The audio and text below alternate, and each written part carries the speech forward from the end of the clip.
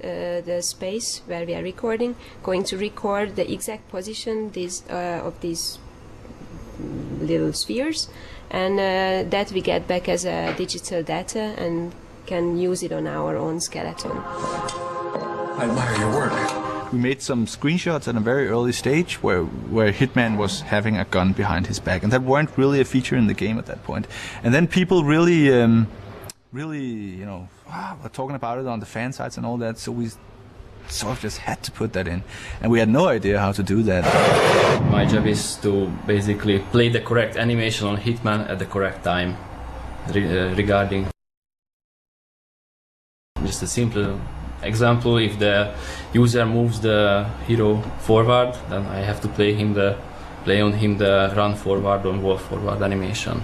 Now you can see that Hitman is holding the gun normally, but when he closes to the NPCs, he hides the gun behind his back. What you've got on screen now is the new and improved Hitman. Basically what we do is we go in, we set up a set of bones to control the face expressions, and then we go in and tell each vertex how to behave compared to these bones. Basically you just do this for each point, and this is just not the head, it's like what you do for the entire body.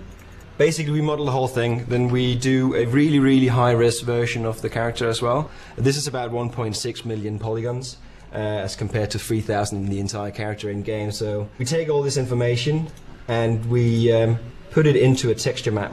When we start to paint the skin tones and all that stuff, we use the high-res model as a base to start off on.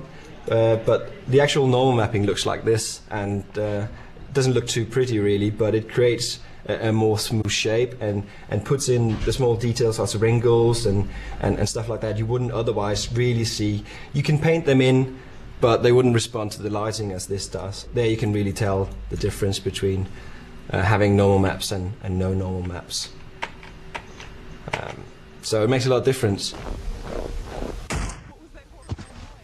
Well, the level design in Hitman Blood Money is extremely ambitious. It's only 13 levels, but the levels are extremely huge. Stylistically, we decided that, you know, if you have a dark humor and a dark like job and the missions, everything is just dark and scary, then what can actually make that even more dark and scary is if you do it in environments that are not. We just took all the coolest places in America, from the, you know, deep dark southern places to, you know, the posh parties of Las Vegas. This stuff everybody can relate to, and if people haven't seen it for real, they still have an idea about it, and when they then see it and when we sort of replicated realism, it's just gonna go, yeah, it's like being there. Yeah, for example, on this level there was this baby room, which is a baby room for like a baby around 6 months old or something. So you have like this baby room with the crib and everything. And the interesting thing was that meanwhile I actually started building it, I myself got a son, my first child. So it's quite interesting to build it, because I just pretty much copied our own baby room into the game. Obviously I had to change it of copyright issues, but otherwise from that, the crib looks quite similar, the carpet looks quite similar. It was quite easy to build it and get the right mood for it, because well, I could relate to it. I mean, I was building it virtually at work, and when I came home I actually was building it in real life, so it's quite interesting.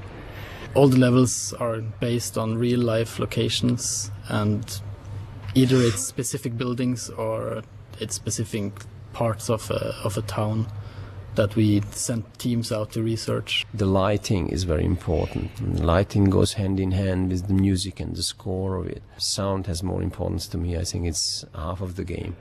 So we very focused on small details, noises and stuff.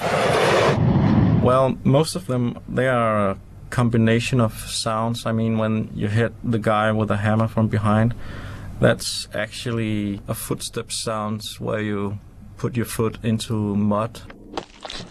Jesper Kuhl, he's the composer, and he's working with Pierre Földes, another composer. He's the guy who's arranging Jesper's music.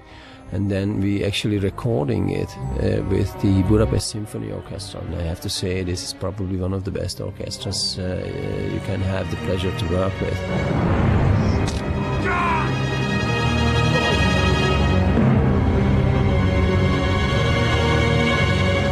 Hitman has always been quite a realistic game, and we try to take that even further with this one.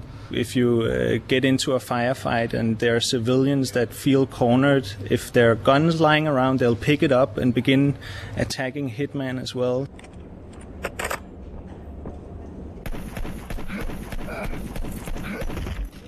You can play the game and then the game responds to your actions in a much more fluid way. The characters, they aren't just disappearing when you kill them, they will stay on the ground until someone comes and picks them up in a body bag. One of the things I really like is the accident kills, and I'm probably a horrible person for it, but I really do like pushing people downstairs.